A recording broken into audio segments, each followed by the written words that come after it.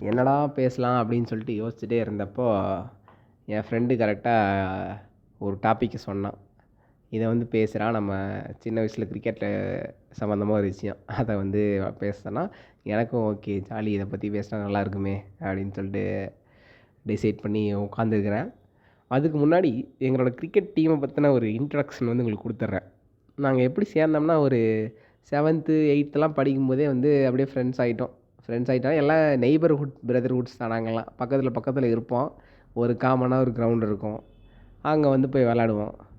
போய் அப்படியே ஸ்கூல் முடிச்சுட்டு வந்துட்டு ஒவ்வொருத்தனையும் கலெக்ட் பண்ணுறது. ஏன் ஒவ்வொருத்தனையும் இம்பார்ட்டண்ட்டாக கலெக்ட் பண்ணணுன்னா, ஒருத்தன் மட்டும் பேட் வச்சுருப்பான், இன்னொருத்தன் பால் வச்சுருப்பான், இன்னொருத்தன் வீட்டில் தான் வந்து ஸ்டெம்பெல்லாம் இருக்கும். ஒவ்வொருத்தன் ஒரு ஒரு பொருளை ஓன் பண்ணியிருப்பானுங்க. அதனால் எல்லாத்தையும் கட்டாயமாக ஒவ்வொருத்தனாக கூட்டிகிட்டு போயிட்டு விளாட ஆரம்பிப்போம். டெய்லி விளாட அப்புறம் எங்களோட அண்ணாஸ்லாம் இருப்பாங்க. ஏரியாவில் பெரிய கைஸ் இருப்பாங்கல்ல. இப்போது சின்ன பசங்களாம் விளாண்டுட்டு இருந்தால் வந்து அந்த ஏரியாவிலே ஒரு பெரிய கேங் இருக்கும், அவங்களோட ஃப்ரெண்ட்ஸ் ஆஃப் ஃப்ரெண்ட்ஸு.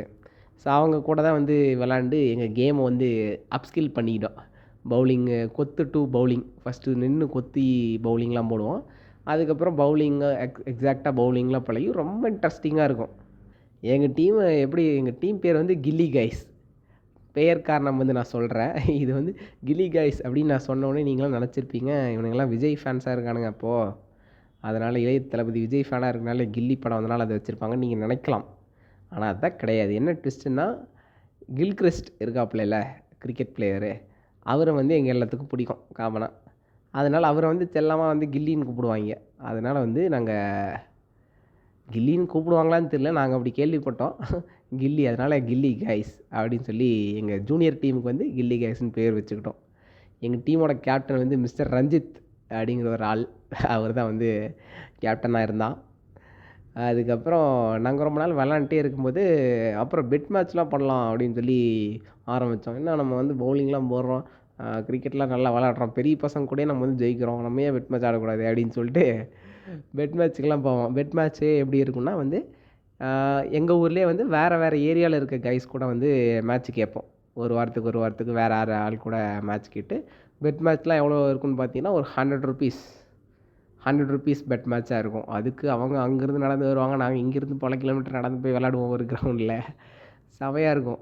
ஒரு 100 பால் மேட்ச் அது. 16.4 ஓவர்ஸு அந்த மேட்ச் தான் விளாடுவோம். ஸ்டம்பர் பால் தான் விளாடுவோம். ஆனால் அதுக்கே பயங்கர ஒரு இன்ட்ரெஸ்ட்டோடு நாங்கள் செம எந்தோசியாஸ்டிக்காக சுற்றிக்கிட்டு இருப்போம். இப்போ பெட் மேட்ச் வந்துருச்சுன்னா அதுக்கு முன்னத்த நாள் நைட்டே ஒரு இடத்துல எல்லோரும் ஆஜராகிட்டு, எல்லோரும் பேசுகிற ஒரு இடத்துல வந்து ஆஜராகிட்டு ஒரு நோட் ஒன்று எடுத்துகிட்டு வந்துட்டு வார் எங்கள் கேப்டன். எடுத்துகிட்டு வந்துட்டு யாரெல்லாம் வந்து எங்கெல்லாம் ஃபீல்டிங் நிற்கணும், யாரெல்லாம் ஃபஸ்ட் டவுன் இறங்கணும், யாரெல்லாம் ஓப்பனிங் இறங்கணும், ஓவரோட யாரெல்லாம் ஃபஸ்ட் ஓவர்லேருந்து லாஸ்ட் வரைக்கும் போட போகிறா, எந்த ரொட்டேஷனில் வரப்போகுது, எல்லாத்தையும் ஃபுல் ஃப்ளெஜ்டாக பிளான் பண்ணுவோம் முன்னத்த நாள் நைட்டே உட்காந்து. இப்போ யோசித்தா சூப்பராக தான் இருக்குது. விளாண்டுருக்கும்போது ஒரு நாள் டிசைட் பண்ணோம், நம்ம ஏன் வந்து ஒரு டோர்னமெண்ட் வந்து நடத்தக்கூடாது, இவ்வளோ டீம் வந்து நம்மளுக்கு இன்ட்ரடியூஸ் ஆகிருக்காங்க இவ்வளோ நாள், நம்ம ஏன் ஒரு டோர்னமெண்ட்டை நடத்தக்கூடாது அப்படின்னு சொல்லிட்டு இன்ட்ரெஸ்டிங்காக ஒரு டாபிக் வந்து கொண்டு வந்தாங்க. என்னென்னா அந்த டோர்னமெண்ட் பேர் வந்து 7G டோர்னமெண்ட். ஏன் 7G அப்படின்னு சொல்கிறேன், அந்த கேமோட ரூல் வந்து 7 பிளேயர்ஸ் தான் இருக்கணும். மொத்தம் 7 பிளேயர்ஸ் தான் இருக்கணும். அந்த மேட்ச்சுக்கு ஓவர் வந்து 7 ஓவர்ஸ் தான். அந்த 7 ஓவர்ஸில் ரெட் டென்னிஸ் பாலில் வந்து விளாடணும். அந்த 7 ஓவர்ஸில் எவ்வளோ ரன் அடிக்கிறோமோ அதை வந்து அடுத்த 7 ஓவர்ஸில் இவங்க சேஸ் பண்ணுவாங்க. அதுதான் வந்து கேமு.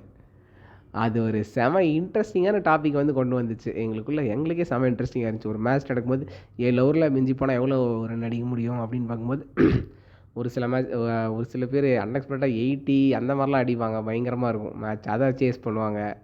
அந்தளவுக்கு போயிட்டுருக்கோம். அப்படி இருக்கும்போது அதுக்கு ஒரு என்ட்ரி ஃபீஸ்லாம் நாங்கள் வச்சு அப்போவே ஒரு சின்ன டோர்னமெண்ட்டு தான், ஒரு கிரவுண்டை வந்து பிடிச்சிட்டோம். அப்புறம் தண்ணியெலாம் வந்து எங்கள் வீட்டிலேருந்தே குடத்துல வந்து சுமந்துட்டு போய் வச்சுருவோம். அவ்வளோதான், அந்த மாதிரி பண்ணிட்டுருப்போம். அதுக்கு ஒரு என்ட்ரி ஃபீஸ்லாம் வச்சு எங்கள் ஏரியாவில் ஒரு இவர் இருக்கார். அவர் வந்து ஒரு அரசியல் வியாதி. அவரோட பேரை வந்து சொல்ல விரும்பல. அவர் பேர் சும்மா ஒரு என்ன சொல்லலாம், அவர் பேர் சும்மா ஒரு முத்துன்னு வச்சுக்கோங்க. முத்துனா அந்த மாதிரி வச்சுக்கோங்க. அந்த மாதிரி ஒரு ஆள். இவர்கிட்ட போய் நம்ம எதாவது ஸ்பான்சர் கேட்கலாம், நம்ம டோர்னமெண்ட் நடத்துறதுக்கு ஏதோ எக்ஸ்பென்ஸ் வாங்குறதுக்கு, கிஃப்டெல்லாம் ப்ரைஸ் எல்லாம் கொடுப்போமே, அது வைக்கலான்னு சொல்லிட்டு அவர்கிட்ட போய் அப்ரோச் பண்ணோம். ஆனால் இந்த மாதிரி நாங்கள் வந்து ஒரு கிரிக்கெட் டோர்னமெண்ட் நடத்துகிறோம் பசங்களுக்கு, நீங்கள் உங்களால் முடிஞ்ச ஸ்பான்சர் எதாவது பண்ணுங்க அப்படின்னா, அப்போ ஜெயிக்கிறவங்களுக்கு எவ்வளோ காசுப்பா ப்ரைஸ் அப்படின்னு கேட்டார். இது இவ்வளோ தான் அப்படின்னு சொன்னோடனே, ஓகே அதை நான் கொடுத்துட்றேன், அன்றைக்கி வந்து கூப்பிடுங்க அப்படின்னு சொல்லிட்டாரு. வாவ், நம்ம டோர்னமெண்ட்டுக்கு ஸ்பான்சர்ஸ்லாம் கிடைக்கிறாங்களே பெரிய லெவலில் அப்படிங்கிற மாதிரிலாம் செம எக்ஸைட்மெண்ட்டாக இருந்துச்சு. அதில் முக்கியமாக ஆர்கனைசர் டீமில் இருந்தது நான், அப்புறம் எங்கள் கேப்டன் ரஞ்சித்து, அப்புறம் இன்னொரு எங்கள் டீமின் துருப்புச்சீட்டு ஒருத்தர் இருக்கார், யோஷ்வா அப்படின்னு சொல்லிட்டு ஒருத்தர் இருக்காப்புல. நாங்கள் 3 பேர் சேர்ந்து தான் கோராக வந்து அதை நடத்தினோம். எல்லா டீமையும் ஆர்கனைஸ் பண்ணுறது, அந்த டைம் ஷெட்யூல்லாம் பண்ணி மேட்ச் நடத்துறது, இந்த மாதிரி நடத்தும். ஒரு வாரத்தில் முடிக்க முடியல. ஏன்னா ஒரு நாளைக்கு மிஞ்சி போனால் என்ன 2 மேட்சோ அந்த மாதிரி தான் நடத்த முடியும், 2 மேட்ச் 3 மேட்ச்சு. அதுமாதிரி ஒரு ஐ திங்க் ஒரு 2-3 வீக்ஸ் போச்சுன்னு நினைக்கிறேன். சண்டே அந்த மாதிரி 2-3 வீக்ஸ் வந்து போச்சு. அதில் வந்து எங்கள் ஏரியாவில் இருக்க அனைத்து டீமும் வந்து கனெக்ட் பண்ணுச்சு. அது அனைத்து ரப்பர் பால் டீம், நாட்டு real red tennis real cricket பாலோட மேட்ச்சு கூட கிடையாது. அது சும்மா இதுதான் ஸ்டெம்பர் பால்லாம் ரெகுலராக விளையாடுற டீம்ஸ் எல்லாம் வந்து இது பண்ணாங்க. அப்போது நிறைய டீம்ஸ் இருக்கும்.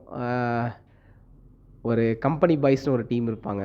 கம்பெனி பாய்ஸுங்கிறவங்க அவங்க ஒரு இண்டஸ்ட்ரியில் வேலை செய்கிறாங்க. ஆனால் வீக்கெண்ட் ஆனால் ஜாலியாக விளாட வருவாங்க. அப்படியே லுங்கிலாம் கட்டிட்டு வந்து விளாடுவாங்க. ஆனால் பயங்கரமாக அடிப்பாங்க, பயங்கரமாக பவுலிங் போடுவாங்க, செம ஸ்கில்டாக இருப்பாங்க அவங்க. அந்த ஒரு டீமு.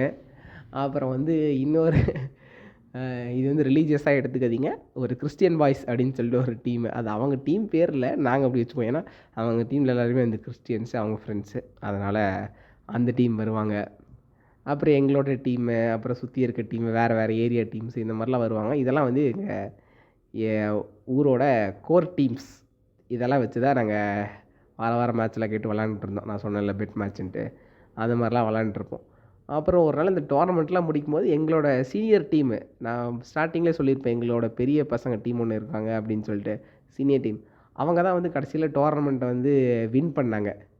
வின் பண்ணிட்டு பார்த்தா அந்த என்ட்ரி ஃபீஸ்லாம் வந்து கலெக்ட் ஆச்சு. கிட்டத்தட்ட நல்லாவே கலெக்ட் ஆச்சு. ஒரு 10-12 டீம் வந்து என்ட்ரி பண்ணிட்டாங்க. அப்புறம் கடைசியாக ஒரு டீம் வந்து ஜெயித்தாங்க. அதுக்கு கூட நாங்கள் காசு எங்கள் கையிலேருந்து கொடுக்கலாம். நாங்கள் தான் ஸ்பான்சர்லாம் பிடிச்சிருந்தோமே, ஒரு முத்துனாக்கிட்டேருந்து அவர் வந்து ஸ்பான்சர் கொடுக்குறாரு. கால் பண்ணால் அவர் அப்படியே ஜீப்பில் வராரு. ஒரு ஒயிட் கலர் பொலீரோ அந்த மாதிரி காரில் வந்து நல்லா வெள்ளை இதெல்லாம் போட்டு வந்துட்டு ஒரு பயங்கர கெத்தாக ஒரு பெரிய இது மாதிரி நாங்கள் நடத்தினோம். அவர் வந்து இந்த காசெல்லாம் கொடுத்துட்டு செம ஜாலியாக அது முடிஞ்சுது. அது முடிச்சுட்டு என் கையில் ஒரு காசு இருந்துச்சு, சம்வாட் அரௌண்டு அப்போதைக்கு அது ஒரு பெரிய காசாக தான் இருந்துச்சு. ஒரு 1500 என்னமோ வந்து இருந்துச்சு. அதை வந்து என்ன பண்ணோம் அப்படின்னா, இன்னும் எங்கள் டீமில் இருந்த யாருக்கும் இந்த சீக்ரெட் வந்து தெரியாது. இதில் வந்து பல வருஷம் கழித்து இதை வந்து நான் ரிவீல் பண்ணுறேன்.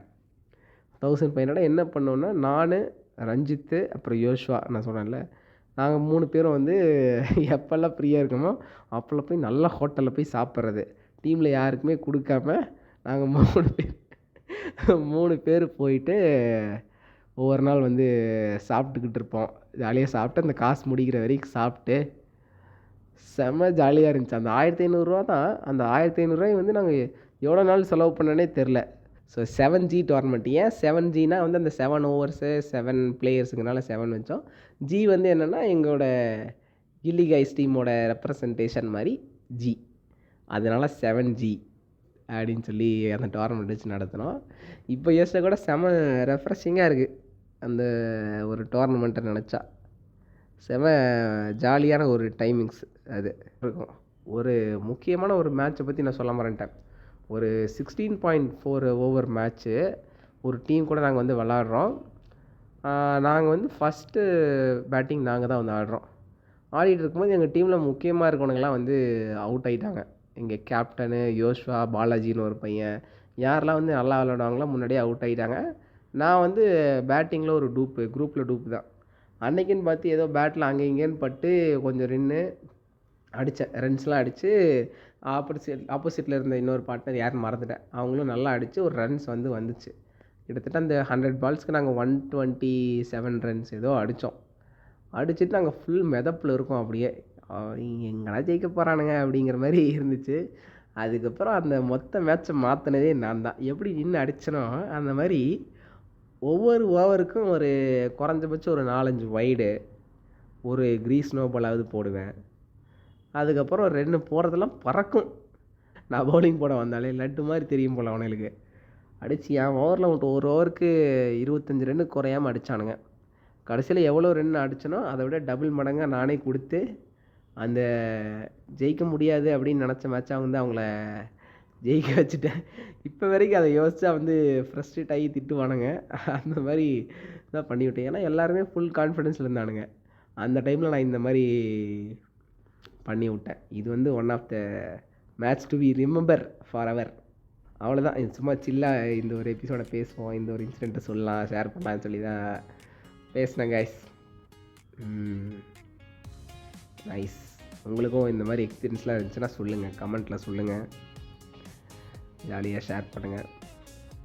பாய் பாய். பிளாக் டீயோட அடுத்த எபிசோடில் சந்திப்போம்.